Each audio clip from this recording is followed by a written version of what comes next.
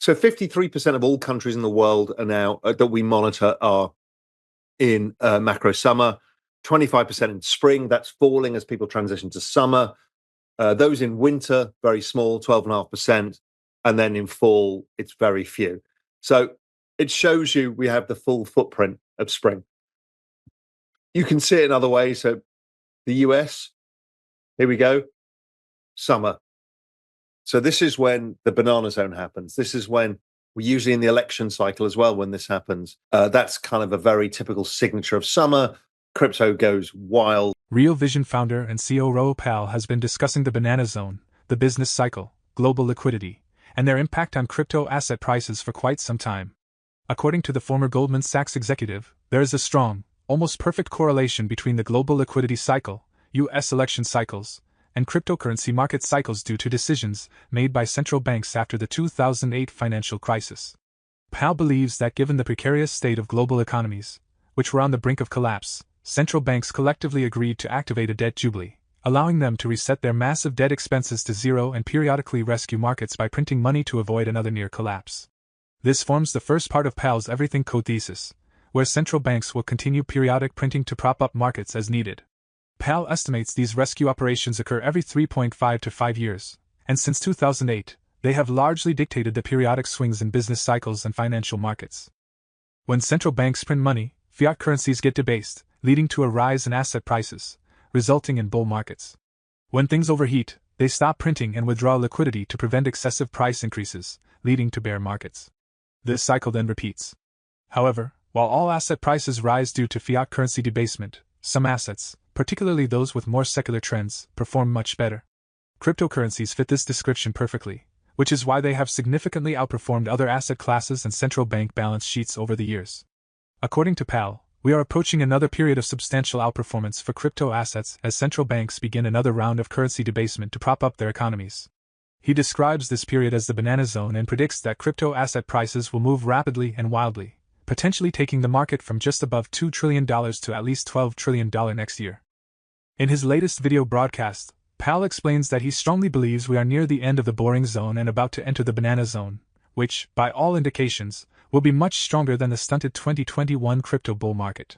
Before we continue with the rest of the video, do check out daily 5-minute crypto newsletter with all the latest crypto and Bitcoin news. It's a fantastic analysis of on-chain crypto data and breakdowns, and the best part is it's absolutely free. They'll cover expert predictions, breakdowns of on-chain crypto data, and any breaking news you need to know, all in a nutshell. Click the first link in the description and enter your email to join over 50,000 others in becoming a better crypto investor right now. So where are we in markets right now? We're just in the boring zone. I posted this on Twitter. The boring zone is that post-halving transition from crypto spring to crypto summer where everything just chops around for a bit. Those of you who are over trading, which is most of you, get chopped around. You're like, oh my God, this is the worst thing ever. The market's gone down and then it's gone back up. I don't want to chase this and I want to chase that. And oh my God, just stop doing that. I keep trying to explain. Just the don't this up thesis is to not do that. It's just to own your major tokens. You've got some stuff in speculative stuff. Stop trading. Just stop trading. And you can then sit there and go to Spain for 3 weeks and not care what the market does, because over time, because of the adoption effects of the technology, you'll do well. So the boring zone finishes at some point, and then we transition to the banana zone, which is the full crypto summer and crypto fall. Now, those of you who get confused because you don't follow along properly and don't listen, these are not the actual seasons. These are the crypto seasons. So each year is a different season. It's not, oh, it's transitioning to fall because it's September or October. No, you're not listening. Fall is 2025 at some point. And I'll come in to show you how we actually calculate this stuff in a bit, because I think that's an important thing for you. ETF. So ETH comes out, gets slotted immediately. It was so obvious this was going to happen. And that's the grayscale selling. So there's all of these people who've been locked into this damn thing forever now have to sell. They want to get out of the trade. They've closed the gap. There's a bunch of arbitrageurs. So this whole thing needs to mess around for a week or two as we puke out a lot of the people from this, people reposition into the other ETFs, and the sales machines of BlackRock and Fidelity and all of these guys go out and start getting the ETH narrative out there. Now, don't forget it's summer. So they're kind of knocking on the door of their favorite RIA and they're all in the Hamptons or wherever they go. It's a slower time, but it will get traction. We will see a lot of volumes. Now, the other thing is a lot of you see volumes in the ETFs. Like, oh my God, they've done $18 gazillion of volume. This is the biggest thing ever. It's because they're being arbitraged. Well, that being used as the anchor for the arbitrage. So people are arbitraging the futures contract, which is why when you look at the holders of these ETFs, the biggest ones are like Millennium and all the hedge funds. Everyone's like, look, it's amazing. They're speculating in crypto. No, they're not. What they're actually doing is arbitraging the futures contract with the ETF, which acts like spot because they can't hold spot.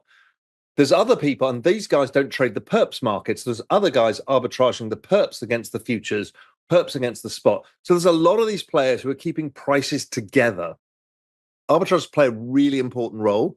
That is most of the volume. That was most of the volume in all the grayscale trusts as well. They were arbitrage. Raoul, especially known as a strong Ethereum bull, believes that the recently approved spot Ethereum ETFs may face a rocky start, similar to the spot Bitcoin ETFs in January.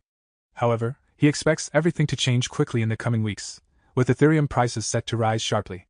According to Bloomberg ETF analysts James Seifert and Eric Balcones, the spot Ethereum ETF saw $17 million in net inflows on their first day of trading. BlackRock's Ethereum fund led the way with $16.25 million.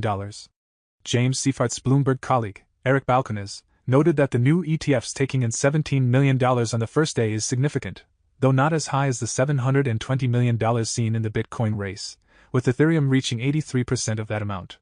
Despite an initial rocky period, especially with the grayscale situation, Powell believes that once resolved, the ETFs will take off sharply, driving Ethereum's price higher.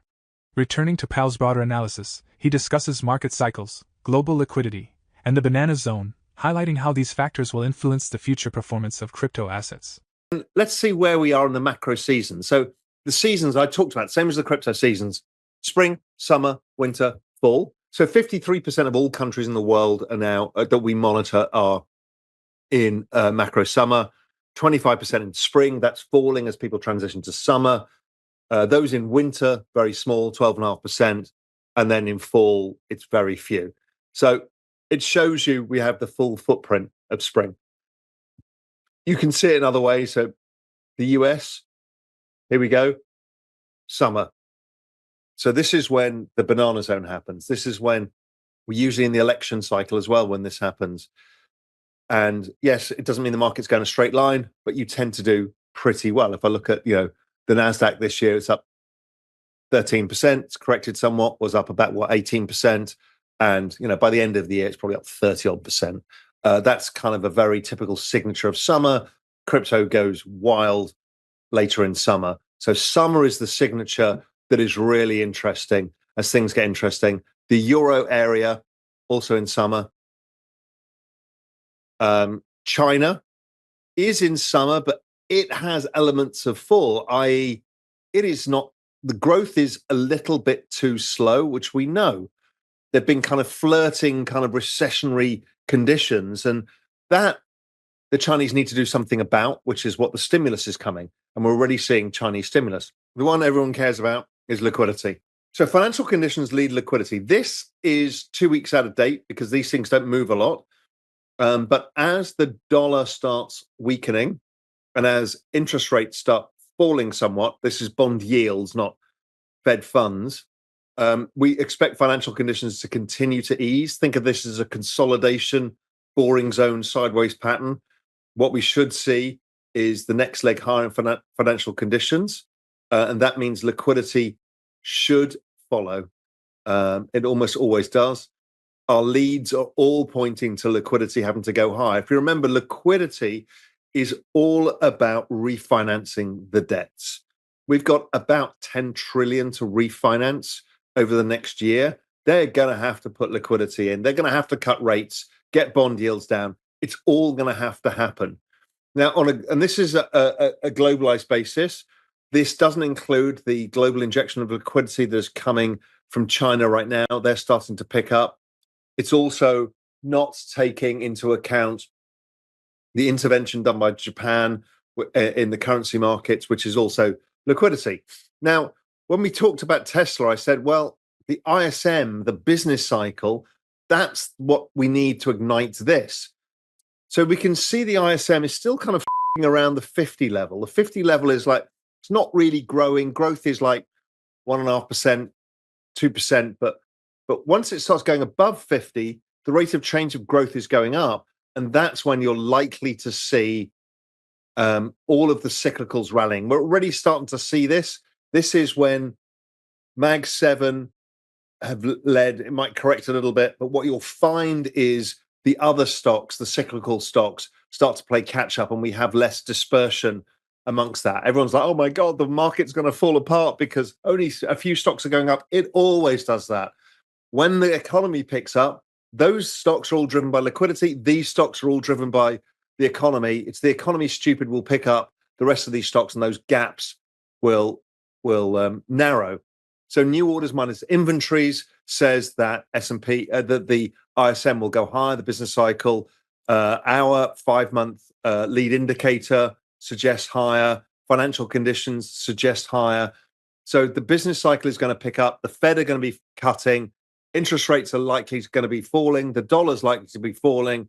And we will be in that beautiful summer period, as well as the Europeans cutting rates and the UK cutting rates and the Canadians cutting rates and liquidity injections across the board. I can't wait. So that's where all of that is. The global liquidity dominoes are beginning to fall into place, signaling the onset of the banana zone. On Wednesday, the Bank of Canada cut its key interest rate to 4.5%, with further reductions expected if inflation continues to ease. This marks the central bank's second consecutive cut, following last month's reduction, the first in 4 years. During a follow-up press conference, Governor Tiff Macklem explained that the decision to lower the key interest rate by 25 basis points to 4.75% in June, and then to 4.5% on Wednesday, is reasonable given the broad alignment of easing inflation with the central bank's forecast. As major central banks in Canada, Sweden, Switzerland, and the Eurozone cut rates, others are likely to follow. When the U.S. Federal Reserve finally joins this trend, asset prices are expected to surge, marking the beginning of the banana zone and causing the crypto market to go wild. Please share your thoughts on Pal's video in the comments section below. For more Daily Dose Crypto news, check out these 2 awesome videos on your screen.